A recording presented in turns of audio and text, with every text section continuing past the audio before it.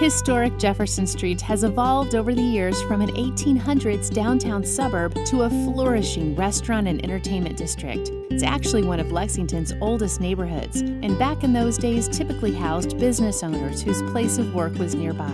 The street also has a vibrant past as home to the infamous Belle Breezing, a nationally known madam. Although the area saw a period of decline, today it's become a destination district for dining and nightlife thanks to historic preservation efforts by local businesses.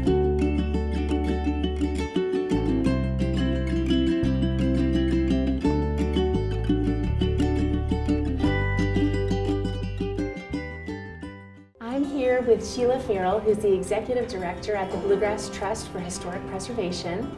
Thank you so much for meeting me today.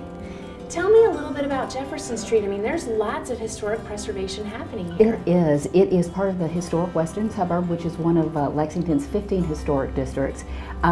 It's fabulous what's happening downtown on Jefferson Street, and a lot of it comes out of the pioneers that have lived in the neighborhood and now are also working and playing in this neighborhood. We've got the wonderful people here at Stellas, on one end of Jefferson all the way down to the folks down at Breadbox, Ben Self and all of his crew.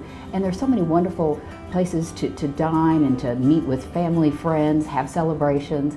It's really exciting to see this. Absolutely, and the community seems to be very close. I mean, the businesses kind of all help each other out, which I think is nice. It is. There's so many people that know folks, you know, down here. But if you don't know anybody, come down a few times and you'll get to know everyone. It is a very friendly part of town.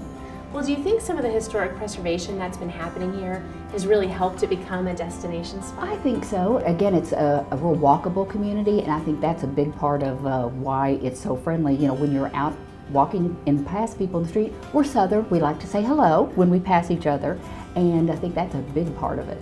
Sure. Well, I know Bluegrass Trust is really big in helping to kind of preserve these areas, just like Jefferson Street. Tell me about the mission of the company. Our three tenets of our mission are education, advocacy, and service.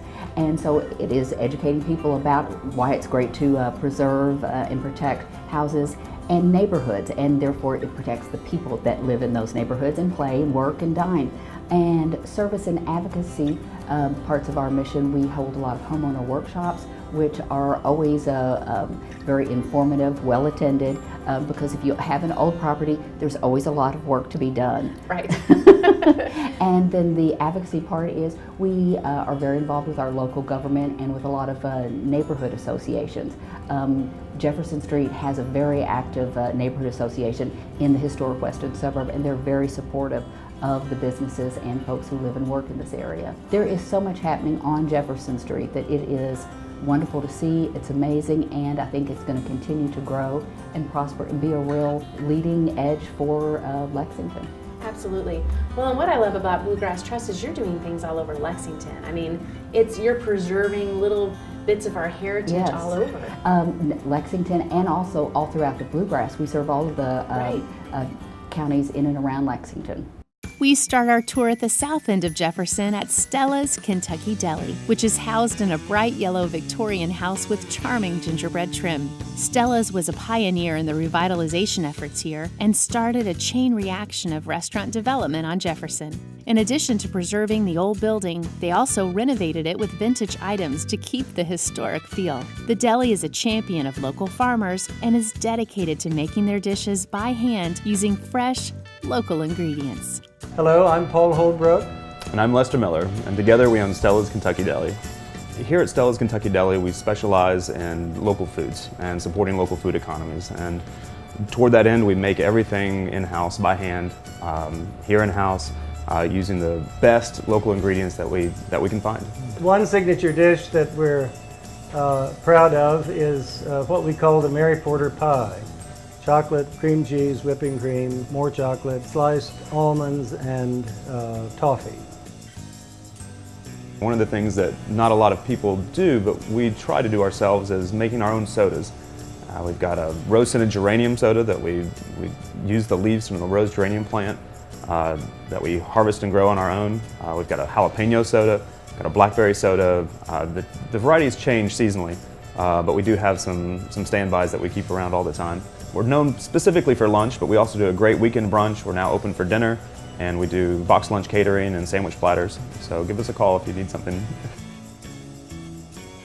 The importance of historic preservation is not only preserving intact structures architecturally, but preserving, when some structure is torn down, the parts that can be reused and rehabilitated. So we're trying to do both here at Stellas. The owners at Stellas Kentucky Deli received the Lucy Graves Advocacy Award from the Bluegrass Trust for exhibiting leadership and supporting the historic preservation movement in central Kentucky. Interestingly enough, their next-door neighbors, Don and Barb Wathen, owners of Nick Ryan's, received the very same award for their preservation efforts. My name is Don Wathen, and I'm the owner of Nick Ryan's, along with my wife, Barb. I think the preservation is important so we can pass it on to our children. And everybody, when they see things like that happening, it brings more people. And that's what it's all about to me. I think the artist and our artwork that is here, it's all local artists, and everybody has a chance to put their artwork on the walls and everything, and we really get a lot of comments. But of course we have to have good service and good food. Some of our signature dishes are the shrimp and grits. We also have the ahi tuna. But one of the things that I do have is my dad was in the restaurant business, in the Kentucky Hot Brown. It's the original Kentucky Hot Brown. As a matter of fact, it's his menu or his recipe. We also have short ribs that are very good. And everything on the menu is good. And you can even get a hamburger or a sandwich. And we are open for lunch and do a great job with that.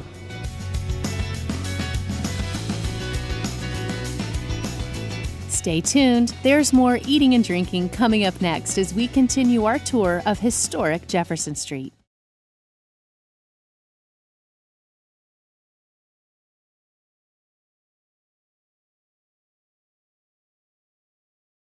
We're working our way east on our Jefferson Street tour today in downtown Lexington. Just across the street from Nick Ryan's is the Grey Goose, where the trend for fresh, local, and handmade continues with their signature thin crust, New York-style pizzas. So I'm Jared Dean. I'm the operations manager here at the Grey Goose. We're the oldest restaurant on Jefferson Street. Keith Clark, the owner, he had a vision that when he first bought the place in 2004, he wanted to open it up as it was a deli at one time, and he just came home one day. He said he told his wife that I think I want to put in a restaurant, but he wanted to pride himself on pizza. Our specialty dish, it seems like our pesto pizza is one of the biggest sellers. It's a big seller. They come back for it. And you know, we have a veggie pizza, we have a gluten-free pizza, and the gluten-free pizza is huge. We also have a fish and chips. Our fish and chips is, I see a lot of those going out.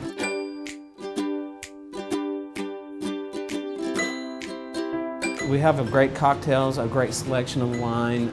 We pride ourselves on customer service and food quality, and we prepare a lot of this stuff daily.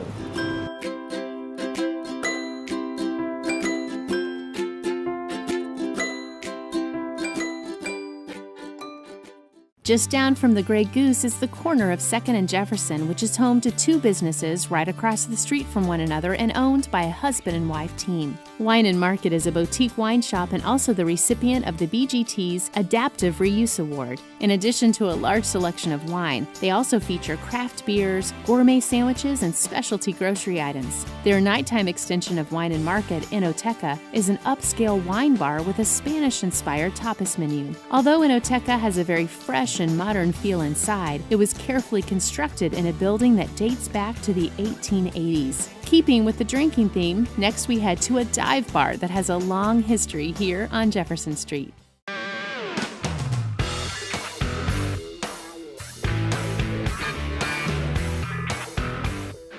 Hi, I'm Robert Garrison. I'm the owner of the Green Lantern Bar. This building goes all the way back to 1924, and we're committed to restoring it to its old glory. We really want to be true to the history of it and just making sure that we honor the history that's there. When we first took it over last year, there was a lot of problems. I mean, the plumbing wasn't done right, the electrical all needed a lot of work. There was a hole behind the bar that the bartenders were standing on street signs, to prevent them from falling into the basement. A lot of people know this is actually an historic building, and so we work with Amelia at the Historic Preservation Society to make sure that we're bringing everything back to the way it should be. The Green Lantern is one of the older music venues in town. It's smaller, and so we get a little bit more of an intimate setting, and so that provides a lot of opportunities for some bands that want to have more interaction with their fans instead of going to a larger venue. You know, a lot of people think of the Green Lantern as just either a punk rock bar or heavy metal bar, and we absolutely have a lot of that. We have a lot of punk rock. We have heavy metal nights, which are actually really, really popular. But we're also trying to broaden our appeal. We have a lot of bluegrass, and we're doing some progressive pop and some just alternative music, some experimental music. We'll just have some, you know, kind of good old country and rock and roll, you know, a lot of times too. So you never really know. We have a lot of diversity in the bands as well. It's just a great place to come. You can be yourself. You don't have to dress up. You know, you can just come, hang out, have a good time, drink some inexpensive beer, and do some shots and just have a good time.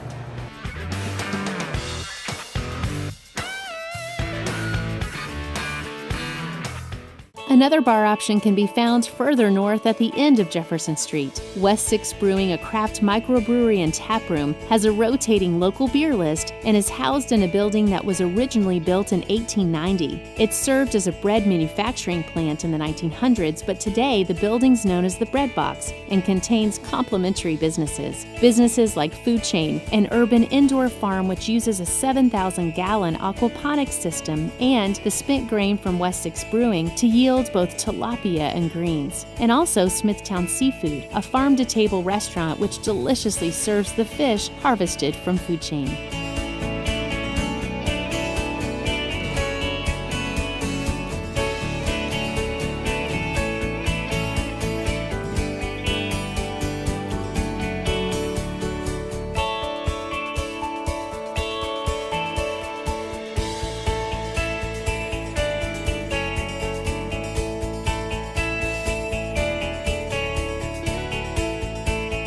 Jefferson Street's really a great opportunity right now because, as everyone knows, there's a lot of activity going on. People are renovating the properties, and there's a lot of just new life coming to the area.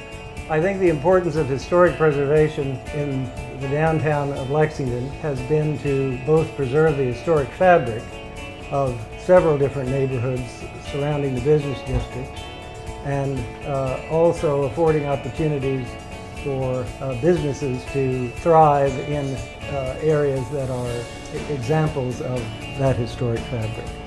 The Jefferson Street atmosphere is so laid back, and it seems like everybody here does kind of scratch each other's back. I'm very proud to be here with this. Stellas was here originally. Keith was here for about a year. And then the momentum just really took off, and we are all flabbergasted by it. It's been a success. One of the great things about Jefferson Street is that all of the business owners are local. You know, there's no franchises, it's not anything big and corporate. It's all very grassroots ownership here. And there's a really good sense of community. We all try to help each other. We help promote Jefferson Street as a whole, not just our individual business.